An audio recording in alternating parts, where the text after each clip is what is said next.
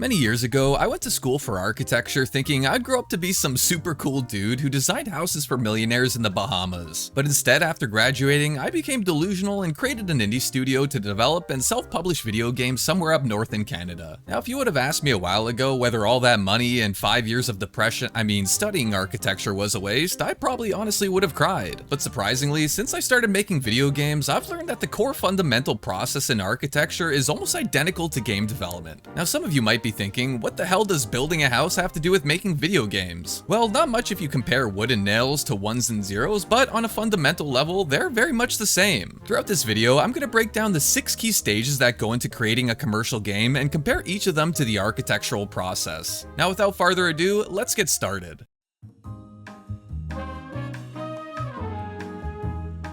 Assuming you already know what you want to create, planning is the real place where every game starts. However, the one thing developers often forget is that it's less about creativity and more about finding clarity. At this stage, your main priority should be defining the vision, goals, and constraints for the project. Who is the audience? What platforms will your game run on? What's feasible given your team, budget, and timeline? Doing market research and looking for competitors in the same genre can help you make these decisions, while jotting down rough notes in your game design document summarizes the core mechanics, gameplay loop, and overall direction.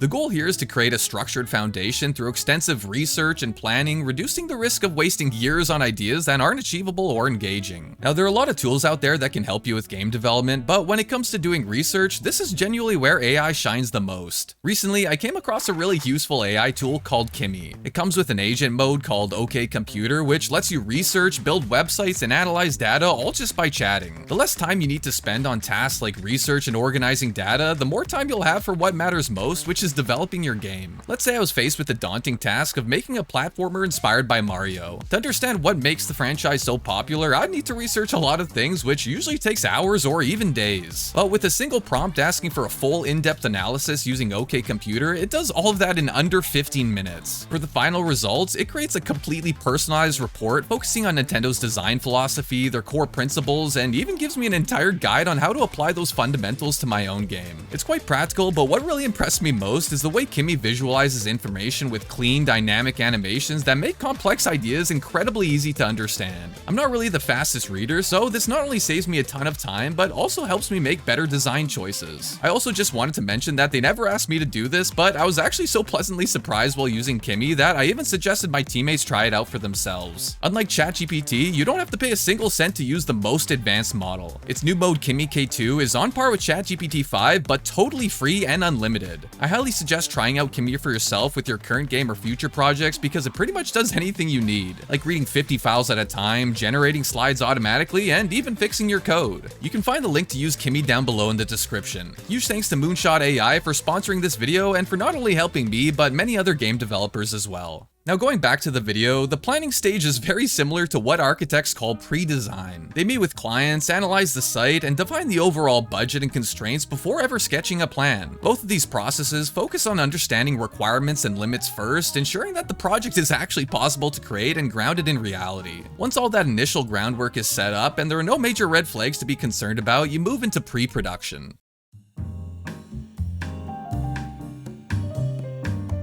Pre-production is where your rough notes and ideas start turning into a playable game. This is the stage where you start to build prototypes to test how the gameplay actually feels. At this time, it's important to be flexible and experiment with things like different controls, pacing, and player interactions to find what's most fun. I can't express just how necessary this stage is because a lot of developers often come up with an amazing idea but only ever make one iteration of it before jumping into production. You'll spend a lot of time here refining and cutting ideas that don't really hold up after playing. And while this might at first seem like a big waste of time and resources, it's much better to take care of problems now than halfway through development. Removing or making changes to core systems later down the road can have a huge snowball effect, greatly impacting other aspects of the game, so make sure you don't rush this part. In architecture, this is similar to the concept and schematic design phase, where architects explore different layouts and approaches before committing to one. Both of these processes are about testing possibilities and making iterations in order to find what works and what doesn't. When you have a clear direction and solid prototype to build from, it's time to move into production.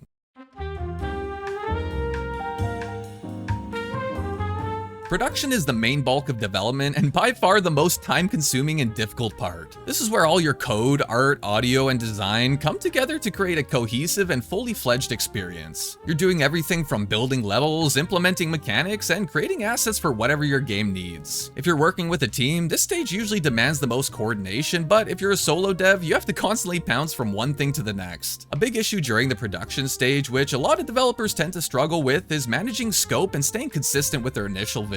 If your project gets too large or changes too much, the fun and tight gameplay loop you meticulously designed ends up getting diluted. Because of this, you want to try your best to respect the parameters you outlined during the previous stages while still being flexible when needed. In architecture, this is equivalent to the construction phase, which I'm sure everyone is familiar with already. The architect's blueprints are now being turned into an actual building through collaboration between multiple specialists, no different than how programmers, artists, and designers all have to work together in a studio. After the majority of your game is built and functional, you move into testing.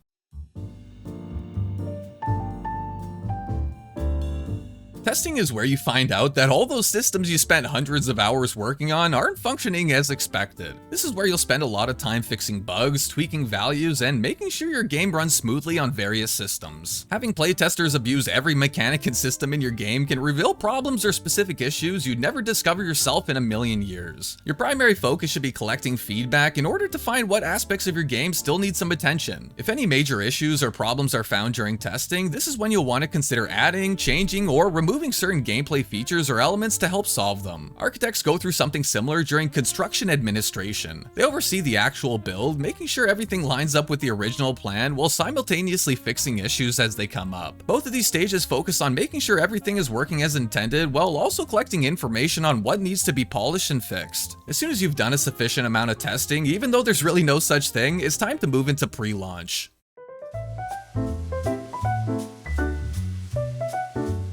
Pre-launch is all about polish and juice. You'll want to take a close look at every mechanic or feature to see what can be done to make your game all that more satisfying and rewarding. Whether that's giving the UI some animations or sprucing up combat with subtle camera shakes and particles, this is what really separates a well-made game from the rest. By this point, all of your major features are solidified in stone, meaning you should no longer be adding new ideas, mechanics, or levels. This is called a feature freeze, which is essentially a safety net to prevent any last-minute chaos or game-breaking bugs. Many developers often get pressured to cram in one final feature or change right before release, but without proper testing, this is exactly how you introduce new issues unintentionally. Architects go through something similar during finishing and inspection. They go through the entire building inside and out, making sure the project is completely ready for occupancy. For both careers, this stage is entirely focused on careful examination to ensure a certain level of quality has been met. Once you're confident the game is fully stable and polished, you're finally ready for launch.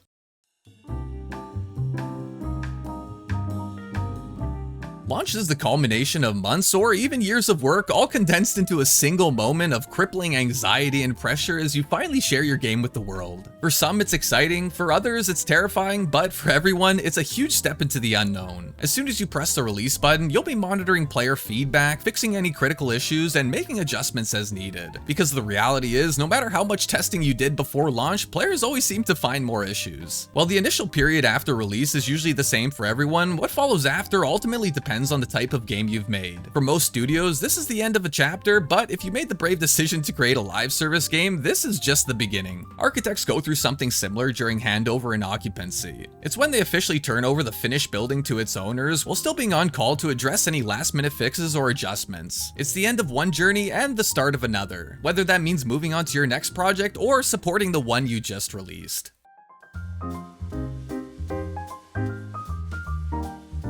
The beautiful thing about design is that regardless of what you're making, they all involve the exact same iterative formula. Whether you're creating houses, furniture, vehicles, or even video games, people have nailed this process down to a science in order to achieve the best results possible. I hope you enjoyed the video or learned something new, but before you go, I have two super exciting announcements to make. If you watch my shorts, you probably heard about the news already, but my idle desktop city builder called Desktropolis is officially available to wishlist on Steam. It somehow got over 400 wishlists in just the first day of the store page being live, so much love for all the support. Also, if you want to test the game to help us make it the best it can be, jump in our Discord because signups for the first official playtest starts tomorrow. I'll be keeping signups open for several weeks and accepting more playtesters over time, so if you're interested, you can find the links below to wishlist the game and join our Discord server. Thanks so much for watching. My name's Max Anderson, and see you beans in the next video.